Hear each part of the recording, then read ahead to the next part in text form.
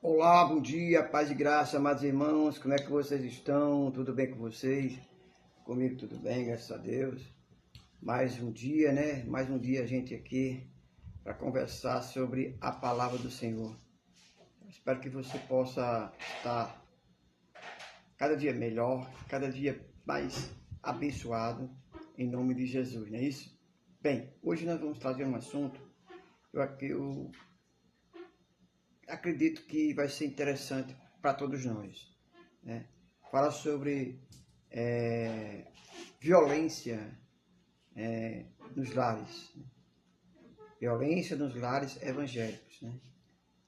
Que liga o alerta da igreja. Esse é um assunto que já é muito debatido, né? Muitas vezes pouco debatido, né?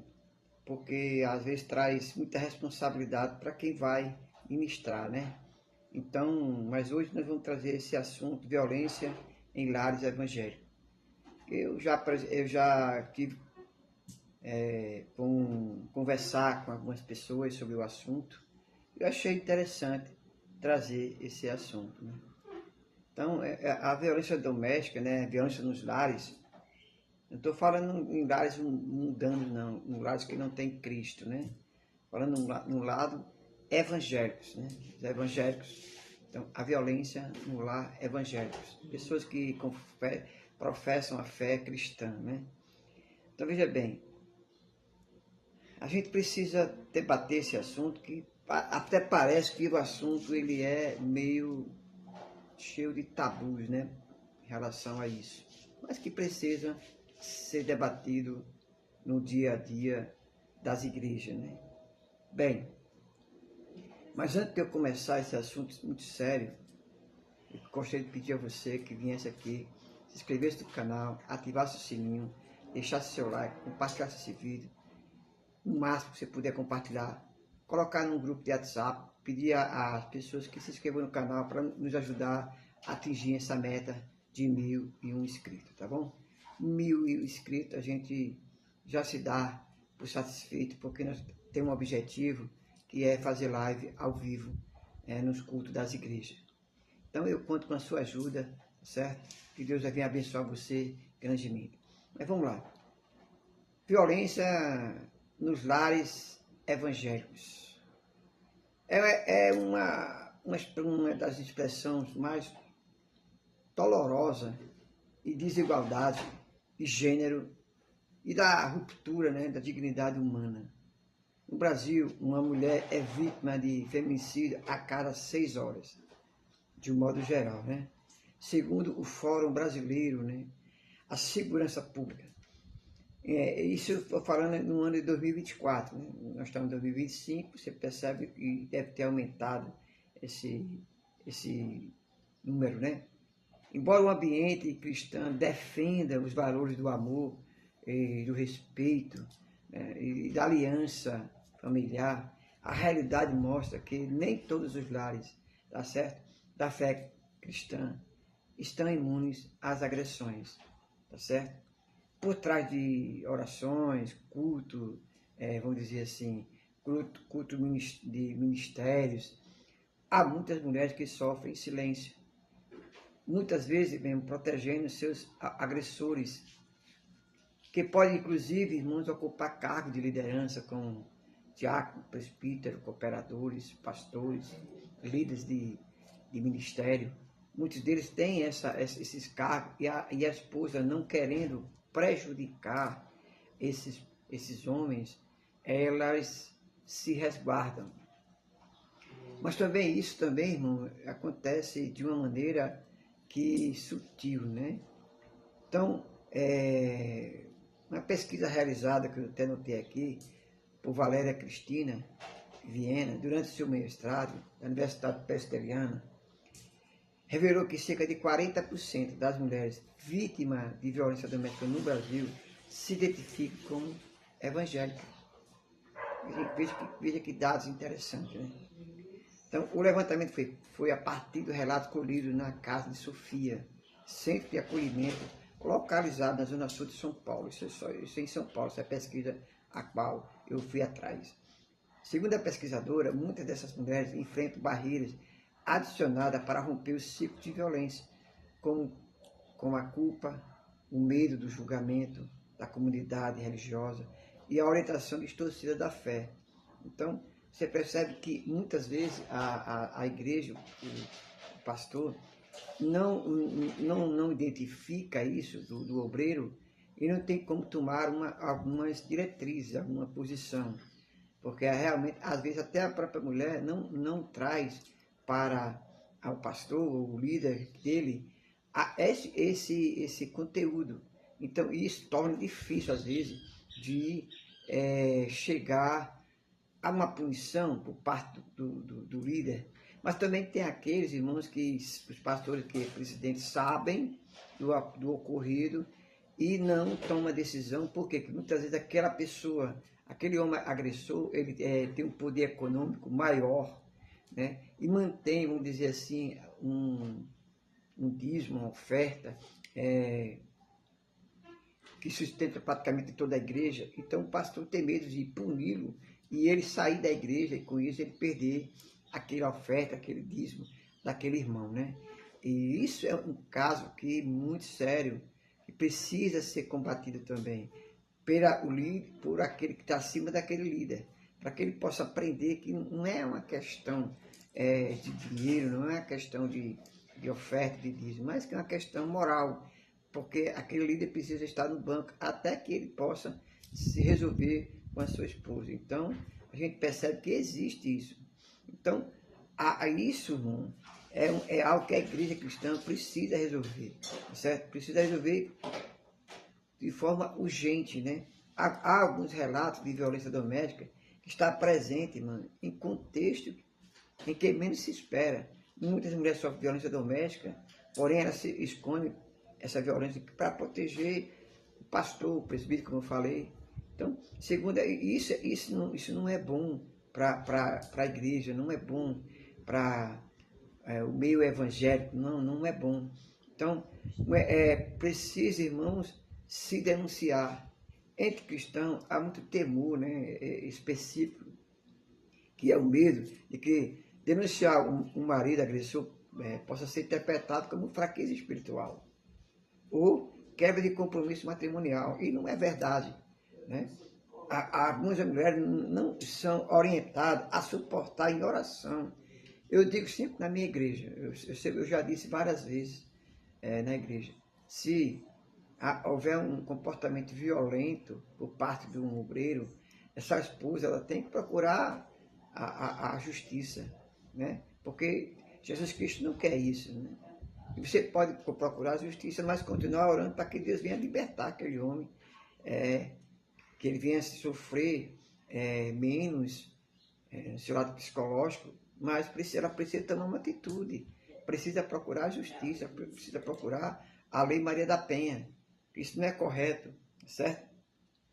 Essa história de suportar em oração, esperando que o agressor mude, não existe isso, certo? Não existe.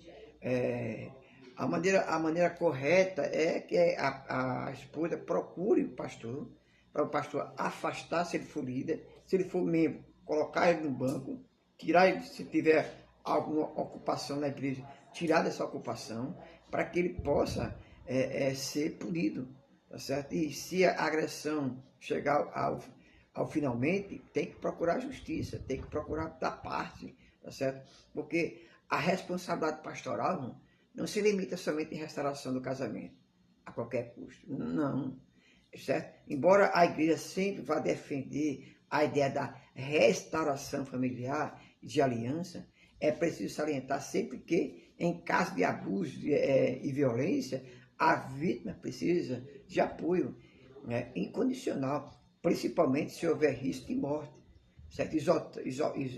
Procurar a justiça. Não podemos aceitar isso como uma coisa banal, uma coisa simples. Não, a violência doméstica sim, de outra coisa, irmãos. A gente fala muito da mulher, né? Fala muito da mulher. Eu sei que são poucos os homens que sofrem violência da mulher, mas existe sim mulheres que exercem cargo na igreja também, que são provocadores, certo? E que alimentam também a violência, onde os homens muitas vezes realmente também suportam calado para não prejudicar o seu ministério e muitas vezes o ministério da sua esposa, daquela mulher. Mas, lógico, é pouco, em termos de porcentagem, eu creio que seja 1% de tudo, né? Mas acontece sim, e precisa ambos ter a coragem de abordar esse assunto, né? Porque é uma coisa que a Escritura fala sobre o perdão, também como ordena a justiça, tá certo? Então, até vou ler aqui um texto, Provérbio 31, 8 e 9. Erga a voz em favor dos que não podem defender-se. Seja o defensor dos que se desamparados. Cuidado com a mulher vítima de violência, é um dever cristão, é um dever nosso, tá certo? É um dever e é um exercício, irmão, de amor, de compaixão, de misericórdia. Então, você sabe que, vamos dizer assim, tem um obreiro que tem esse tipo de comportamento, você sabe, e não fala nada para o pastor, para o líder daquela pessoa, você está compartilhando com a violência, você está sendo também com uma pessoa que está, entendeu, apoiando a violência. Porque muitas vezes a pessoa não fala nada com vergonha, a vergonha do escândalo, certo? E a dependência emocional, ou seja, muitas vezes também financeiro. São barreiras reais, irmão, que impedem a mulher de buscar ajuda. Ela pode ser totalmente dependente financeiramente daquele homem. Tá certo? Então, com isso, ela se resguarda. Mas a igreja precisa apoiar essa mulher, tá certo? Apoiar, independente das condições financeiras que ela possa. Dependendo da igreja, se a igreja tem condições financeiras, como as igrejas grandes, ela precisa sim ter um departamento, um ministério, para que possa cuidar dessas pessoas, orientar, tá certo? Um gabinete pastoral, se for possível, na psicologia, de psiquiatra, tá certo? Procurando tentar ajudar da melhor forma possível, tá certo? Então, o conselho, irmãos, a vergonha e o escândalo, as mulheres precisam buscar ajuda. É por isso que a orientação precisa ser firme, tá certo? Mas compassiva, tá certo? Tá certo? Por exemplo, o meu conselho, irmão, é que as mulheres, nessa questão, vamos dizer assim, que depende financeiramente, tem que buscar justiça, se for casada, buscar justiça, para quê? Para que a justiça até obrigue a ele manter a mulher e possa sair de casa, tá certo? Desde que provado, né, que ela está sendo espancada, está sendo maltratada, então ela precisa ter essa consciência, né? Não é verdade?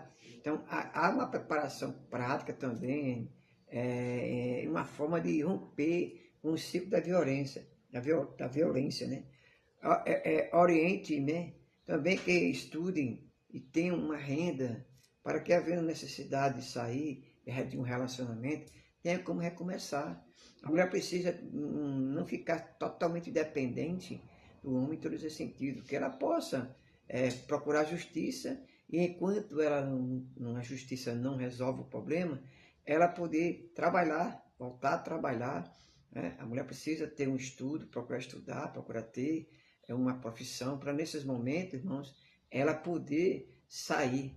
Então, a violência contra a mulher, irmão, é um problema social, jurídico e espiritual, tá? Exige uma atuação conjunta da justiça, da política pública, tá certo? E a da psicologia, sim, da igreja também. A missão cristã é ser um lugar de cura e não de omissão, tá certo? E reconhecer a existência da violência, irmão, nos lares cristãos, não afronta a fé, não é. É mais um gesto de responsabilidade e verdade, o compromisso que o Evangelho inclui proteger, irmão, os vulneráveis, ou não. Então, há uma responsabilidade, tá? Há uma responsabilidade, e a verdade, irmão, que Jesus Cristo, ele não apoia isso, porque o próprio Jesus, o próprio Deus, ele é amor. Então, aonde tem amor, irmão, há uma prosperidade, há uma paz, não é verdade? Então, o compromisso do Evangelho não inclui proteger essas pessoas vulneráveis, crianças, adolescentes, jovens, tá certo? Que são muitas vezes violentadas, são maltratadas, precisam ser orientadas. Porque é importante que a igreja ela abre esse espaço, tá certo? Para que as pessoas possam conversar. O pastor, ele precisa ter esse espaço para essa liberdade dos membros chegar até a ele, tá bom? Essa é a minha reflexão dessa manhã. Eu espero que você tenha gostado. Se gostou, compartilhe, deixe seu joia, deixe seu comentário, tá certo? Não deixe de comentar não, irmãos. E não deixe de se inscrever no canal, ativar o sininho, deixar seu like e compartilhar esse vídeo em nome de Jesus, tá bom? Até amanhã.